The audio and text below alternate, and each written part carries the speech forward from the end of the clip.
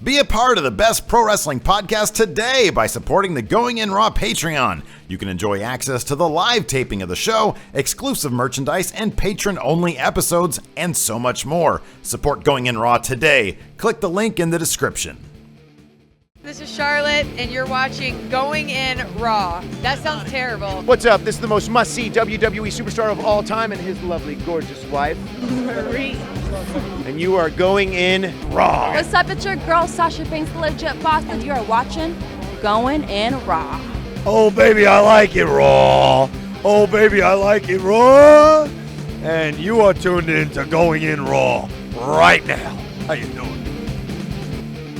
Hey, friendo, Steve here, and welcome to Going In Raw, the only pro wrestling podcast you need to be listening to right here, youtube.com/Steve and that guy on vacation. He's still gone, but today is the last day. You're going to have to put up with Steve here going solo.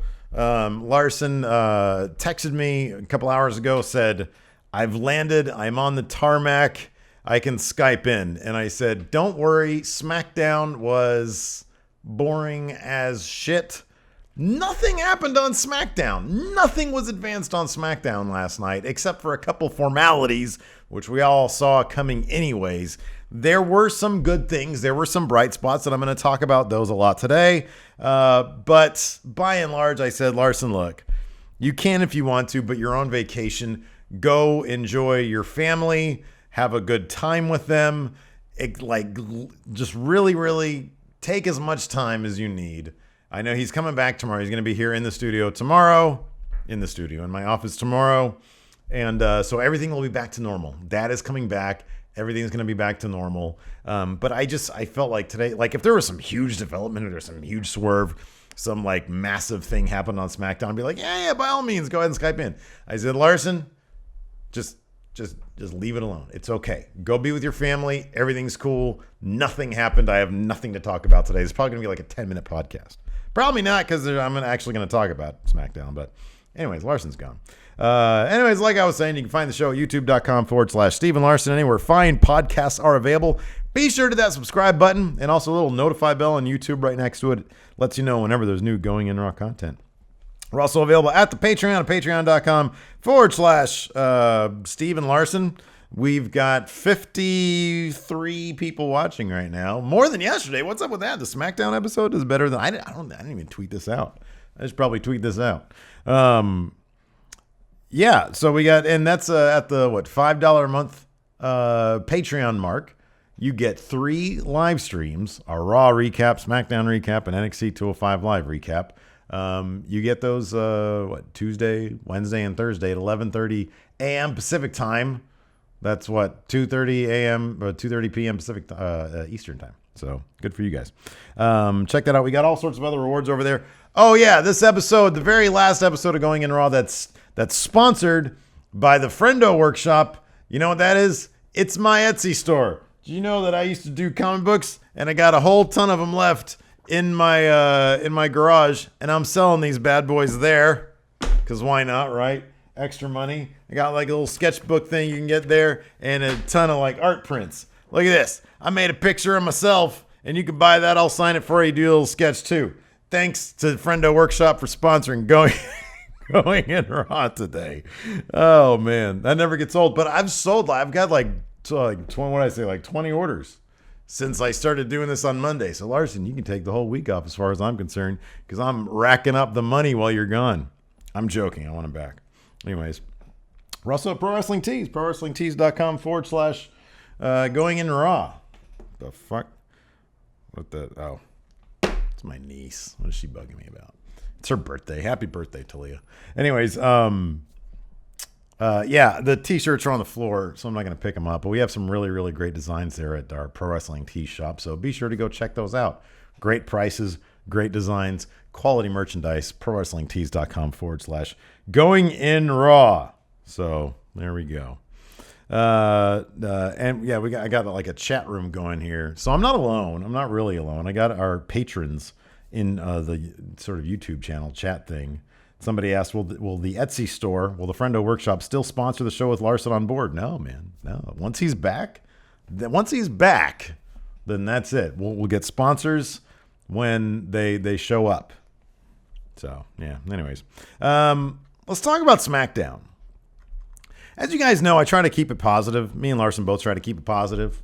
And there are things to like. There's always things to like, no matter what. No matter what, there's always things to like about the shows the WWE puts on. Oh, man. But we're 2 weeks out from SummerSlam. Charlotte and Becky Lynch, neither of them have anything to do so far. They've got 1 week to establish some sort of match with them. There are 11 confirmed matches right now for SummerSlam. The SmackDown Women's Championship is being defended. Naomi's taking on Natalya for that. Or Naomi is the champion, obviously. But perfect opportunity last night to establish something for Charlotte and or Becky Lynch to do. I think they're kind of the two right now that have nothing to do that you can even tell. The Hardys have nothing to do because they were supposed to take on the Revival. Reports are that they're going to be taking on the Club in the pre-show, which is great. Something for them to do. The Club really should be on the show, and the Hardys should be on the show. So that's something for them to do. Maybe next week, I'm assuming maybe we're going to get Becky Lynch and Charlotte versus Lana and Tamina, maybe in the pre-show. That's a guess of mine, because I can't really see where else this is going to go. Charlotte has to be on the show. Becky Lynch has to be on the show. But last night didn't really do much to establish, we didn't. Matches should be born out of action, right? And so last night, Cena comes out to discuss or to drop a promo about the fact that him and Nakamura put on a match last week for a chance to fight Jinder Mahal at SummerSlam. So Cena comes out, puts over Nakamura, says, "I respect the hell out of him. I shook his hand at the end. I raised his hand, and he hits really hard." That's essentially what he said. He called himself Super Cena again, which is great. He said, "I figured I'd come out here." He said, it was kind of funny, actually. Cena's in a really meta phase right now. In his, what he calls his golden years, he's saying that he doesn't have a lot of time left. And so he refers to himself as Super Cena. Last night, this was actually a pretty funny promo. He talked about the fact that he lost clean. And as you guys know, that doesn't happen very often. It's true. And so Nakamura beat him clean. Anyways, he put over Nakamura, and he said that, he's going to be the one going on at SummerSlam to face Jinder Mahal. Out comes Baron Corbin with his new theme music, which I swear just sounds like some dude hitting like a set of drums randomly. It's not, I haven't heard it in crystal clear, quality, but I really liked his old theme. I thought his old theme was just fine. It was perfect. It really sort of, I don't know. It built, it was different. It was good. I don't know why he needs new theme music unless they're going to, I don't know. Typically somebody gets new theme music, I think, if they're going to get sort of a renewed push. Although he's, Mr. Money in the Bank. What does he need a new push for? Speaking of which, he came out and said, "I'm Mr. Money in the Bank. I do what I want when I want, so respect me." Because I think they mentioned in the video package preceding this that after the camera, after TV went off the air last week, Corbin came down and Cena beat him up. And Corbin basically said, "You got my business," last week. Cena called him a skinny, fat dumpster fire, which is pretty damn funny. I guess some fan in the Toronto crowd had something that said Baron Corbin is a dumpster fire, but Cena added the skinny, fat part, which is pretty damn funny. Crowd started chanting dumpster fire. That was good. These Canadian crowds, man, they're good. Anyways, Baron Corbin basically said, I don't really need this anymore. He walked away, or he started to walk back up the ramp. Out comes Daniel Bryan, who says, "I don't know if you're..." Because Corbin said, "I'm the future." And he says, "I have no problem making the past." Daniel Bryan comes out and says, "I don't know if you're the future or a dumpster fire, but I do know this. You're fighting John Cena at SummerSlam." So, just the match, they just made them. It was 2 weeks before. I don't know. There's not a lot of good builds going on. The Universal Championship build is amazing right now over there on Raw. Raw was doing. Raw had had 2 pay-per-view level matches last night, or the night before rather. They had Ambrose and Cesaro, and they had that Roman Braun last man standing. Who wouldn't have wanted to see the last man standing at I'm not complaining about it. I think it's great when they have that on Raw. It makes Raw, fun to watch, which is what they want. But man, I'm hold on. I'm looking at this card here from SmackDown last night. God, there was a lot of just talking. Interview, segment where people stand around. So anyways, the match is set. Corbin versus Cena. I know Larson kind of echoed my sentiment on this. I do get the feeling that he's going to lose to Cena early and then come back in at the Nakamura Jinder Mahal match and try to cash in at that point. Wouldn't surprise me if he failed. I know there was a rumor a while ago that they were going to try to get Carmella to cash in and fail in her cash-in attempt. So I think that might be on that scenario is on the minds of somebody there at SmackDown. Maybe they'll do that with Corbin.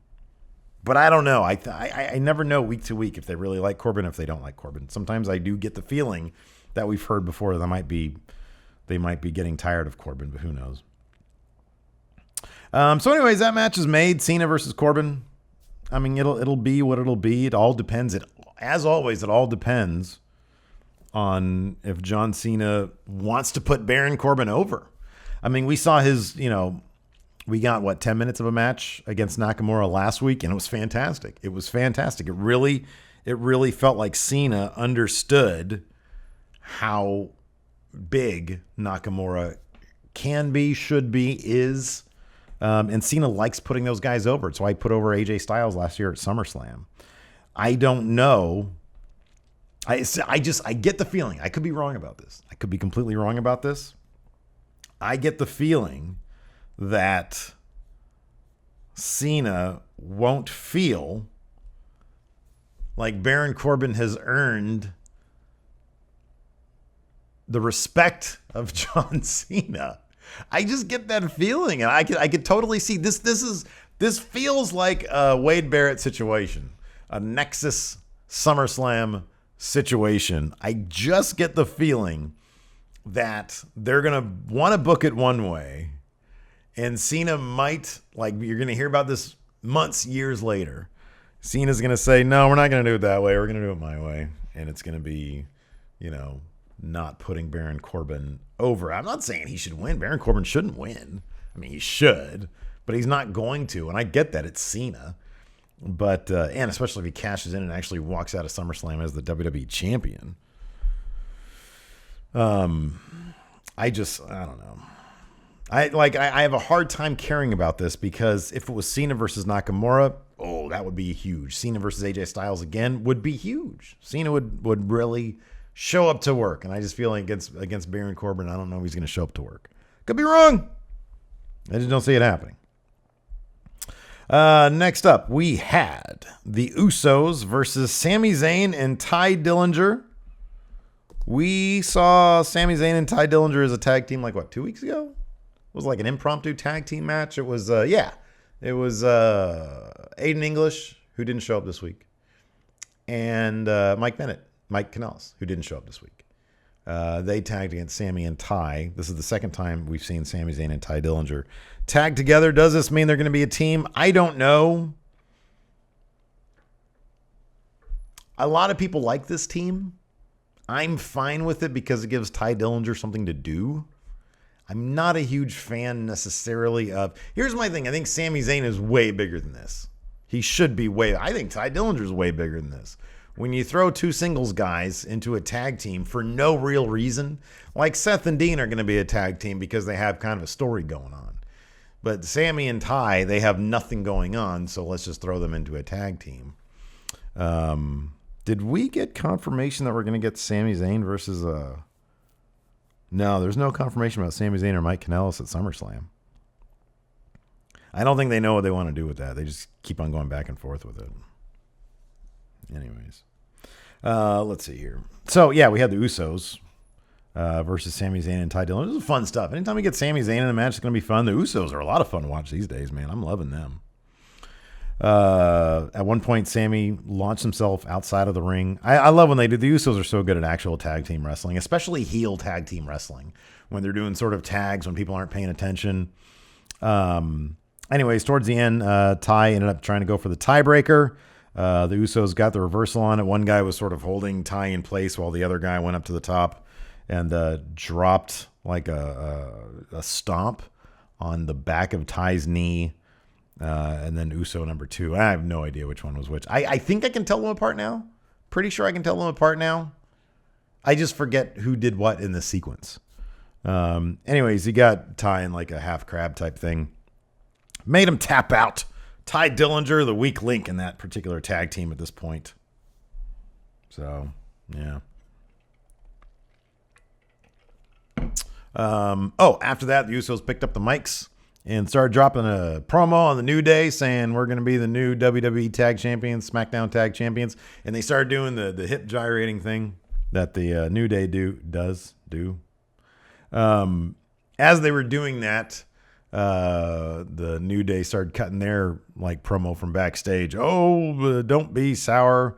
And then Big E comes out to the stage. This was kind of obvious. Big E comes out to the stage and starts doing his like hip gyrations. They always come out together. So you know if one guy comes out, the other two are going to sneak up from behind you. The Usos don't understand that particular algorithm, so they didn't pay attention. They were just staring at Big E, wiggling his hips, and then Xavier and Kofi come in from behind. And I like this. Again, this is sort of action driving the story. And, you know, it wasn't anything special, but it was like, man, people show up, people pay tickets to see these guys fight, not necessarily to see them talk. Talking is like, you know, that's sort of the accoutrement. That's the side dish, but you come there for the steak, man. The steak is the fighting. And the New Day came out and they laid waste to the Usos. The Usos went running off. The New Day had chairs. It was good, man. I liked this. It was hot. It was good stuff. Probably going to be in the pre-show. I'll be honest, I want the Usos to keep those titles, man. I want them to have the titles. They're like the Neville of the tag division.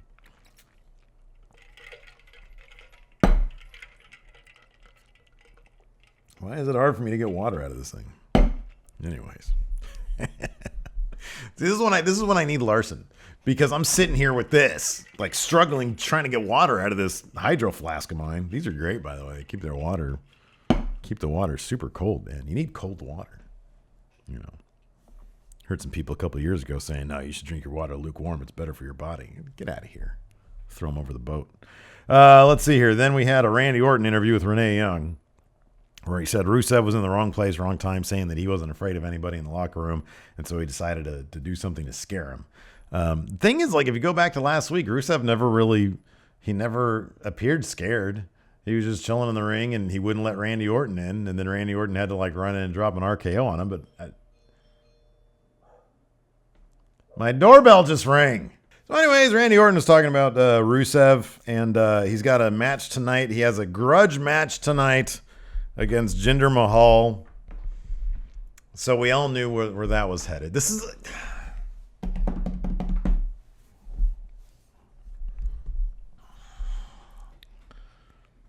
I don't know what they're doing. A grudge match for the main event, Randy Orton versus Jinder Mahal. The book on them should have been closed.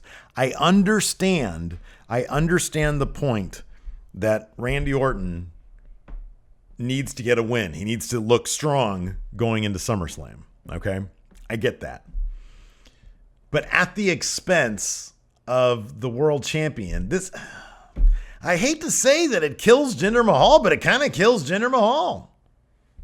Anyways, I'll get to that later when I'm talking about the main event. So, yeah. Anyways. Next up, we had the highlight of the night. But it was kind of a letdown highlight of the night. It was Fashion Peaks. Of course, last week's Fashion Peaks, which was obviously a takeoff on Twin Peaks, and really, really good one at that. Went viral. It blew up mainstream pop culture media. Anyways, this seemed to have been maybe not the resolution to the entire thing, but there was some resolution here, which I guess is fine, but I don't see where they're going to take the Fashion Police. This is totally. I mean, at least they had a punchline. Okay, so here's the thing. Tyler Breeze was, he's got his board there, and he's still wondering about where Fandango was. He's talking to the Ascension. He's got a pie there. The Ascension say, hey, he's telling the Ascension about his vision that he had last week. The Ascension, they just want the pie. So they're bugging about that. There's pie and there's donuts there. The Ascension take the pie. They leave. Fandango finally shows up, and he admits that he was taken by aliens and that he could have left at any time, but they had anal probes. I don't know. It was funny stuff. Like, you got to watch it. It was funny stuff. It was really, really good. He says the aliens gave him the power of, he wanted to say clairvoyance, but he couldn't figure out how to say the word. He said, they gave me the ability to see in the future. And he says, the next person that walks through that door is the man who destroyed Tully the horse. So Arn Anderson comes in, the enforcer, Arn Anderson, and they say, were you the one who destroyed Tully? And he says, you're damn right I did. Everybody knows I was the hoss in that group. Great punchline. And if that was in fact the idea behind Tully getting destroyed, I'm okay with it, because that's a joke that's like a month coming. And I'm fine with that, because Arn Anderson, Haas, Horse, Tully Blanchard, I get it. It's funny. It's good. And then he took some donuts. And then Fandango says, our work has just begun. So are they still on the case of who destroyed their office now that we know Arn destroyed Tully? Arn wasn't the one that destroyed their office, I don't think. That was somebody else. So I don't know. I mean, maybe somebody here in chat can tell me. I'm pretty sure they're still trying to figure out who destroyed their office, because we know that it was aliens that took Fandango and it was Arn Anderson who destroyed Tully the horse, but we still don't know who destroyed the office. So I don't know. It was a funny bit. I'm just thinking that, man, is this going to leave the Fashion Police with nothing to do now? Or are they still on the case of who destroyed their office? I hope this wasn't the payoff. I want it to be somebody.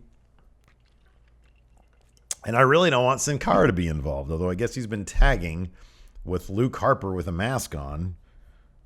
I don't really want to see that either. But I guess if it gets Luke Harper, maybe Luke Harper and Sin Cara are a really good team. I don't know. Oh, man. Anyways. They're still, J.S. Wooten says they're still on the Office case. Okay, well, at least that's good. Hopefully it's still sanity. Anyways. Moving on. Next up, we had Charlotte versus Lana. So Charlotte, a couple weeks back, had, everybody had expressed interest in wanting to kick Lana's ass. This week, Charlotte got to do it. Charlotte played this up great, man. She was fantastic. She was in the ring giddy. She was very giddy, waiting for Lana to come down. Lana came down, and Charlotte basically just toyed around with her and ended up tapping her out. At one point, it was pretty funny. At one point, Lana reached up after doing like a sunset flip thing, I think, and like pulled down Charlotte's like the back of her chonies, and her bum was exposed to the other side of the camera, and the audience got a kick out of that. Started chanting, "Thank you, Lana." Charlotte made fun of it later on Becky Lynch. Becky Lynch and her little Instagram show is cute. I love Charlotte as a face. They really need to do something with her. Like, she's above everybody. That's the problem. There's no credible threat. Maybe Tamina will become, maybe that's what her and Lana are getting at in that segment later. But anyway, Charlotte made Lana tap out to the figure eight. They really need, I mean, if we're going to get Charlotte versus Carmella and James Ellsworth for the title, I mean, that's something that could help, put Carmella over and get Charlotte that another championship run. But I don't know. I like her as a face. I like that she's having fun out there. I always like to see that. It's kind of like a Seth Rollins thing. But they need to give her something to do. I suspect next week they're going to set up a tag match between Becky Lynch and Charlotte versus Tamina and Lana. That's my suspicion, because we got some more stuff with Lana and Tamina a little bit later. After that, we had one of the, I thought, besides Fashion Peaks, this is the best like in-ring segment they had.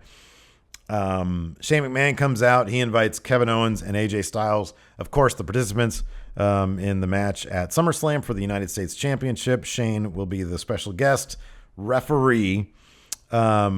This is great, though. Crowd is very split because, of course, Kevin Owens I believe is Canadian, and AJ Styles is not, but people love AJ Styles. Some of the best lines that we've seen this year happen during this promo, because Kevin Owens says to Shane McMahon, he says, McMahon, he says, I expect you. He says, I don't want you in this match, Shane, because as we all know, a McMahon already screwed over a legendary Canadian, referring, of course, to the Montreal Screwjob. Fans go crazy about that. And then Kevin Owens with the line of the night says, but that guy deserved it. Whoa! Whoa! Wow! Fans turned on Kevin Owens really quick. That was great. It was perfect.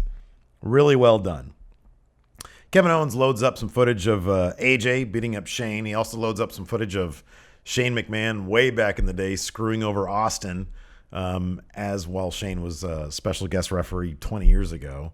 And he says, they're also he said they could literally do a whole classics collection of Shane screwing people out of matches as special guest. So it was a really, really well done, really well done bit. So anyways, AJ, long story short, AJ says, Kevin Owens, you're trying to stir the pot. And he says, if Shane screws me over, he's going to have to face the repercussions like he did at WrestleMania. And he says, I don't trust anybody, especially a McMahon. So they're really doing a good job of setting up that, AJ and Shane have their problems. Kevin Owens and Shane have their problems. So, nobody can really trust anybody here. Kevin Owens sucker punched AJ Styles, who then reeled and then did a Pele kick, but inadvertently hit Shane McMahon. Kevin Owens got out of the ring laughing. Really well done segment. This was I thought this was a good, we've had enough matches with these two, so we don't need another one of those. We didn't need a tag team match. This was a really good segment that built up their SummerSlam match. Be interesting to see how they handle this feud in the go-home next week. Next up, we had Lana and Tamina in the locker room. Tamina's slowly getting better with these live segments. With she just doesn't have a lot of experience talking with a live camera on you, and as I'm learning, it's really not that easy when it's just you. But anyways, Lana was saying stuff about how she's got the charisma and she's the ravishing one. And Tamina says, how far did that get you tonight? And then she ends it kind of by saying, you're going to help me get mine. Oh, she says, your ambition is what got you 3 straight title shots. Now you're going to help me get mine. So Tamina, I think, is saying, I'm going to harness your ambition to try to get me some title shots. Kind of guessing. Even the commentators were telling me they don't know what it meant. So I don't know, because of that, because of her match with Charlotte, I'm kind of thinking that maybe Tamina is thinking that, a tag match, getting in the mix with Charlotte and Becky Lynch could be, like a stepping stone for her on the way to, a championship opportunity. I'm just pulling that out of my ass, folks. I have no idea. But I'm hoping that we're going to get that set up next week. Let's see here. Next up, we had Carmella coming out. She's going to fight Naomi. So Miss Money in the Bank taking on the champion. And, of course, Ellsworth's suspension was over. So, of course, Ellsworth, who the crowd was chanting for, comes out from underneath the ring when Naomi, after the match is sort of underway and they've done a little bit. Naomi got off those terrible kicks that she does, but Naomi's getting better in the ring. I think all the time as champion and the time with Charlotte, she's getting better. Like she can carry an okay match. She goes up to the top turnbuckle. Ellsworth shows up, pushes her off. Crowd popped huge for him. Carmella ended up going over. And a lot of people are asking me on Twitter, @RealGoingInRaw, hey, Steve, why didn't Carmella just cash in at that point? That's a good question. I mean, my only sort of suggestion there is Because here's the thing, Baron Corbin had an opportunity. At the end of the night, because Jinder Mahal lost. And so I thought that made a bit more sense because Baron Corbin was completely fresh, hadn't been in a match. Carmella had just got done with like half a match. So maybe you could say, and then on top of that, if you're cashing in and Ellsworth is there, maybe they would consider that an immediate DQ. I don't know. There's no logic to it. What do you want? There's no logic to it. You're right. Carmella should have cashed in at that moment. Baron Corbin should have cashed in at the end of the night. But, then at SummerSlam, what's going to happen? Nothing. So, you have to let go of logic sometimes. Anyways. Crowd popped big for Ellsworth. Later on, right after that, backstage, Natalya runs into Carmella and Ellsworth. She runs down Ellsworth, tells them at SummerSlam, you guys need to mind your business. Carmella says, I am Miss Money in the Bank. I don't want to mind my business. So we're going to see something at SummerSlam. Will it be a cash-in? I don't know. Are we going to see 2 failed cash-ins at SummerSlam? I don't think so. I don't know. We'll see. We'll see what happens at SummerSlam. Let's see here. Next up, we had a Shinsuke. This is a well-done interview. I just feel like, I know Shinsuke doesn't have much to do. The Randy Orton Jinder Mahal match, that didn't need to happen. They should have done like a house show circuit and then maybe showed footage of that. Like, we're doing house show matches. They're doing grudge matches between Randy Orton and Jinder Mahal. So they didn't have to put that on TV. But you have 2 weeks till SummerSlam. Why not do something with Jinder Mahal and Shinsuke Nakamura? Instead, they did this interview. Shinsuke, and they did it. They cut it really well. They showed like some video footage. They had some like music going. Shinsuke didn't talk too much, but man, his English is getting better, a lot better. And the lines they gave him, the dialogue they gave him was very effective, I thought. And he said the Shinsuke dynasty is going to begin. It was good, man. I'll say this: it was a decent segment, but we're 2 weeks away from SummerSlam. You could have done something with Jinder Mahal, I feel. So. Anyways, let's see here. And then we had the Jinder Mahal Randy Orton grudge match. Somebody was asking me on Twitter what the rules to a grudge match are. I think the rule is just if 2 guys have like personal beef with each other. But it was a non-title grudge match. And honestly, it was the best match these two have had. But the matches they've had, let's see, they had the Punjabi prison. That was hilariously bad.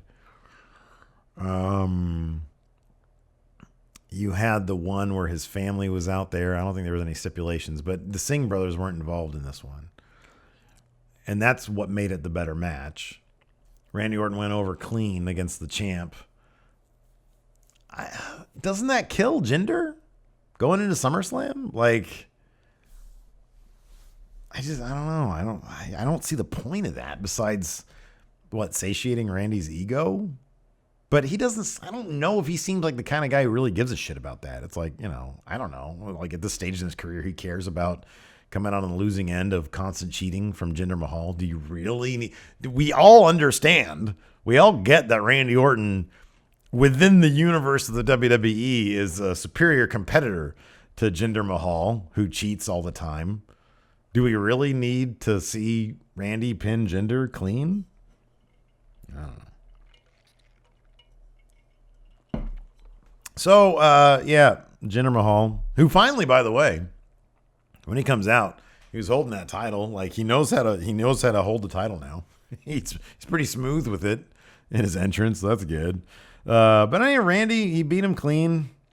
And then Randy goes up the ramp celebrating, and you can tell he keeps on sort of looking back because he knows that Rusev is about to come out and attack him. He turns around, Rusev kicks him, Orton goes down, we fade to black. That's the end of the show. And then I think that show Sinner was on with Jessica Biel. I didn't really watch it. I watched some of it. There's one sequence where Bill Pullman. Is it Bill Pullman? Yeah. he was like having some lady like step on his hands as like foreplay or something. So I don't know what that's all about. Anyways, I'm going to take some questions now on the Patreon. Oh, man. Connor Dunmore, name 5 SmackDown stars who could do with a new theme. None. Nobody. I want Baron Corbin to go back to his old theme. Ty's is good. Sammy's is great.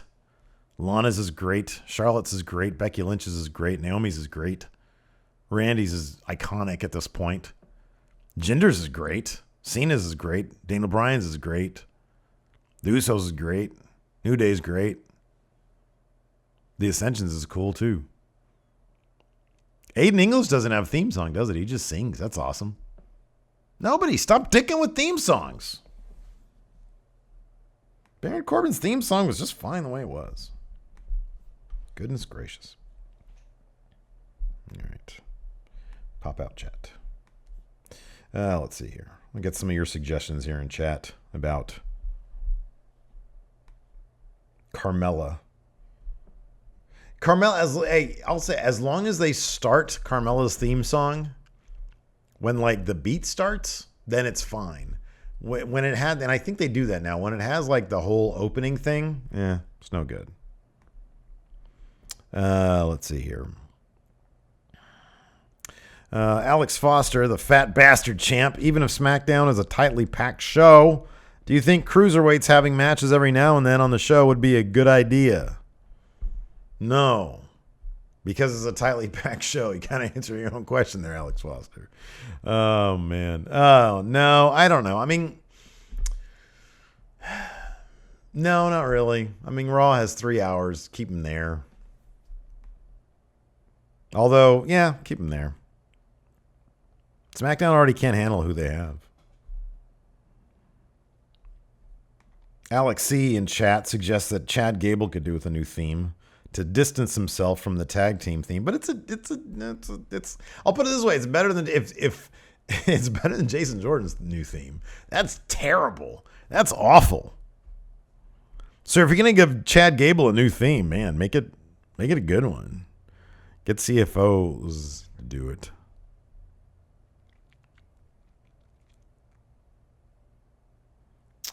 Let's see here. What 2 current faces do you want to see face off at a pay-per-view? Nakamura versus Styles is an easy one. Joshua Martinez wants to see Ty versus Sammy. He says maybe that could lead them into becoming a tag team. They are a tag team already. Joshua Martinez already a tag team. That being said, the answer is easy. Charlotte versus Becky Lynch. Becky Lynch has a clean victory over Charlotte from SmackDown a month ago. I would love to see this. They're best friends. They're both faces. No need for anybody to turn heel. Just have them go at it in a show of like a 2 out of 3 falls match. That'd be good. Who wouldn't want to see that?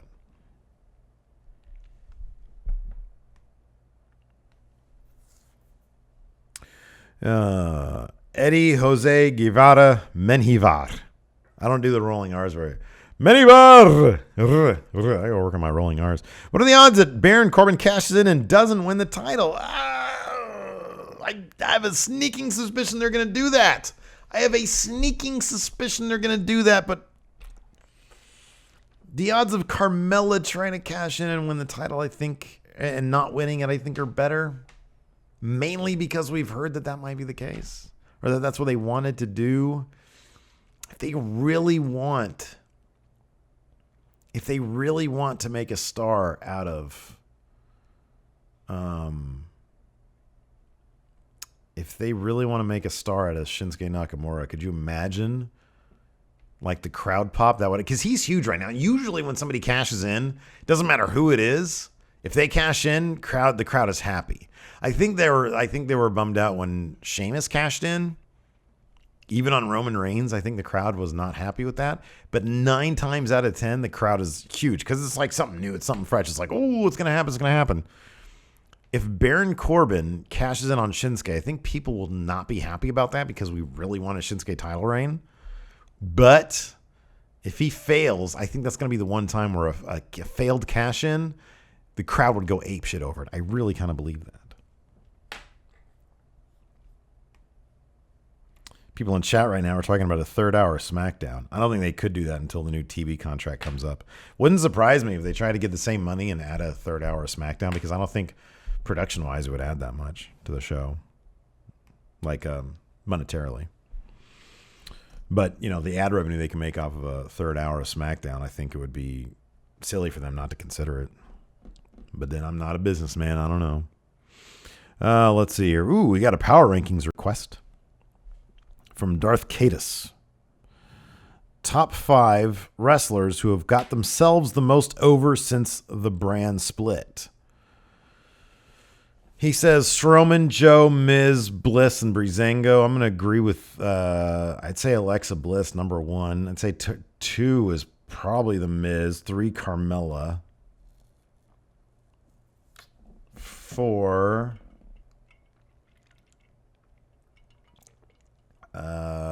Finn Balor. He wasn't even there before the split. And all he really does is sit there and look cool.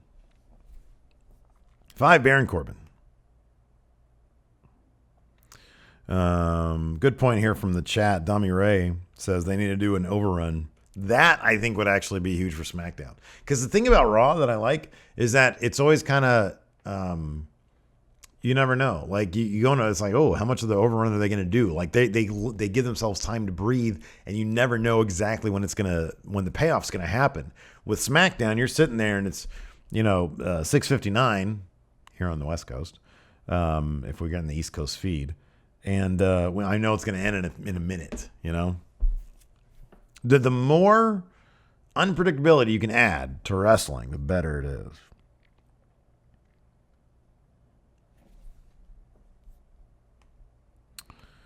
Let's see here. Heavy D up in the limousine asks, do you think Shinsuke can have a good championship run, or will it be short-lived? He can. It should go all the way through Mania, where he fights AJ Styles. And if that's the case, that feud can be a lot of money. Be a lot of money right there.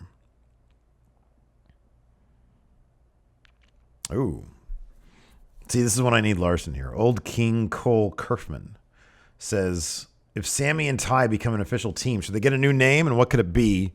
Or just Sammy and Ty? That's a terrible name if it's just Sammy and Ty.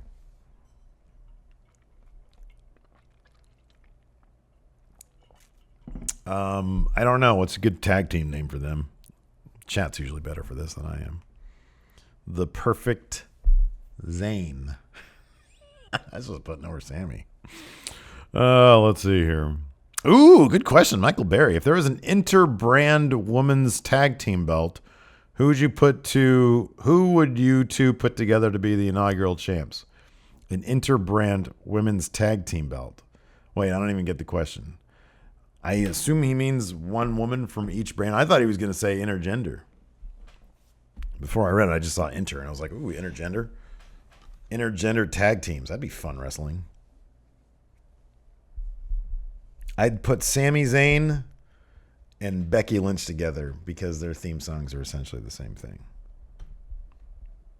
I would like that. Let's see here. It'd be called the Live Sex Show Championship. Benny Inzer, good question. Do you think Shane will intentionally cost either Styles or Kevin Owens the match at SummerSlam? Benny here thinks that Shane's going to cost KO the title, and their rumored feud will begin. I don't want to see a feud that lasts all the way from SummerSlam to Mania. And from what I understand, the feud is going to be culminating in Mania. Although it makes all the sense in the world for AJ to win. Kevin Owens feels like Shane is jacking him, basically, is screwing him over, and that leads to Survivor Series. I could see that happening. But I don't think Shane is going to intentionally do it. I think there's going to be the accidental appearance that he's going to cost him the title.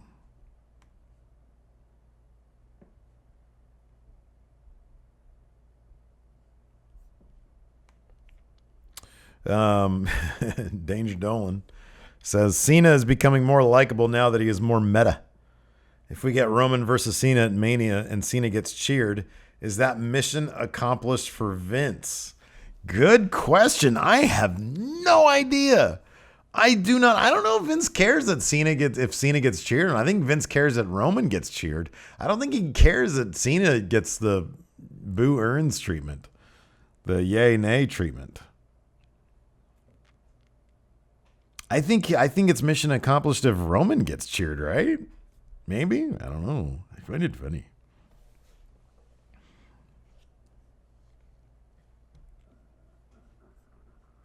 RJ Colquitt, one of my favorite names here in our Patreon group of friendos, asks, says, you guys should do a going in raw view of December to Dismember 2006. Literally the worst pay-per-view. Here's the thing about that. I started to watch that because we were going to do it, but it's just boring.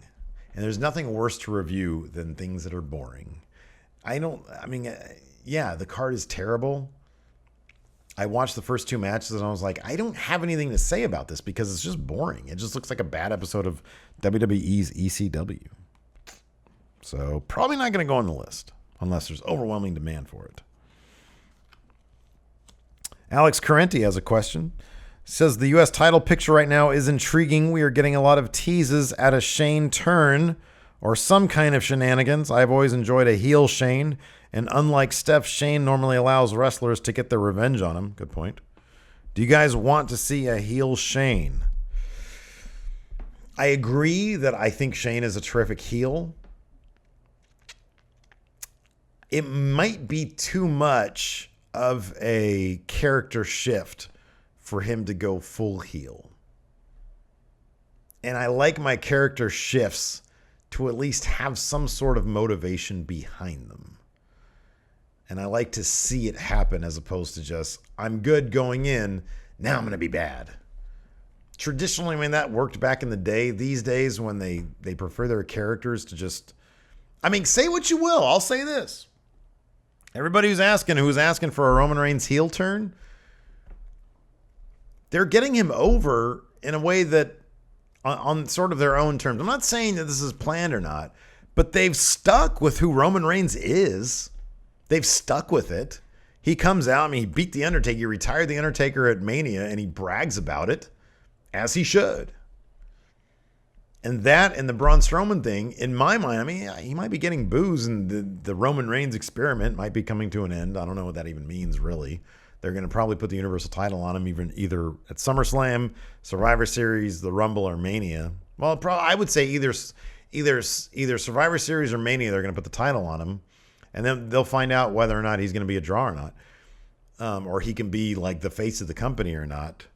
But they haven't taken any drastic course changes. And I am entertained by Roman Reigns these days because of how they're booking him in this feud, how they're booking this feud in general. Him and Braun, him and the Universal title scene has been the most entertaining thing leading into SummerSlam.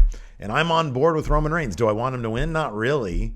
But I enjoy his place in all this, and I like that he comes out and he brags about beating The Undertaker, but he does it in a Roman Reigns way, which is sort of a very understated way. You can call it a lack of natural charisma, or you can call it, just Roman being Roman. I don't know. But I'm okay with what they've been doing. Anyways, let's see here.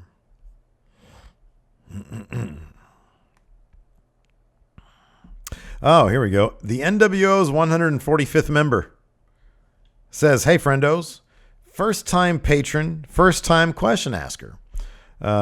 So we saw last night Corbin came in with a new theme.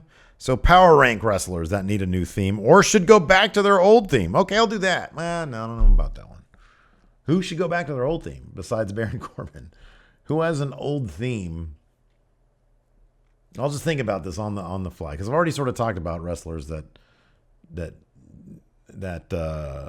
need a new theme, and I just don't think they're out there. Who needs a new theme over on Raw? Because I couldn't think of anybody on SmackDown. Who should go back to an old theme? Who has like a newer theme? John Cena should go back to his, what was that? The Word Life Thugonomics theme. I always like that one. So that's 1. Baron Corbin 2.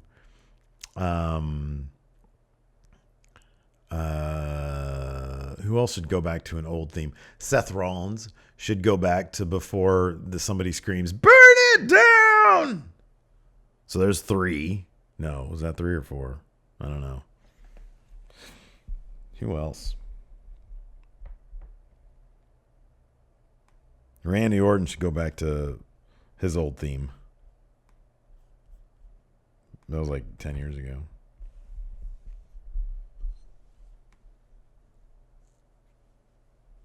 Terrence Thompson and I are on the same page. Without the burn it down.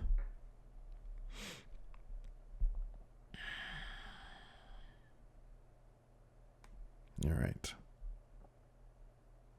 Callisto's new theme. Did Callisto ever have a good theme? Oh no. Update from Larson. Airline lost his bag. The airline's healing up on Larson over there. Let's see here. Do you think... All right, so we'll end with this one, and then I'm going to do trivia for chat. I'll do that off camera. I'll do it for the patrons exclusively.